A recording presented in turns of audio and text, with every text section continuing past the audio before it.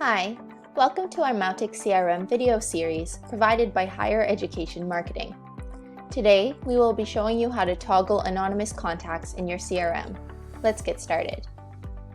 Mautic tracks both your known and anonymous contacts.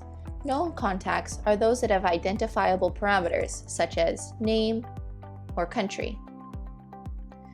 Anonymous contacts, in contrast, are those that have engaged with your school but have yet to submit any information. Mautic's contact database automatically shows known contacts, as you can see here. If you want to view anonymous contacts instead, simply click the toggle button in the top right-hand corner. As you can see, these contacts are notated by a number. If you click on a contact's profile, you can view the anonymous contact's engagement with your school in the History menu.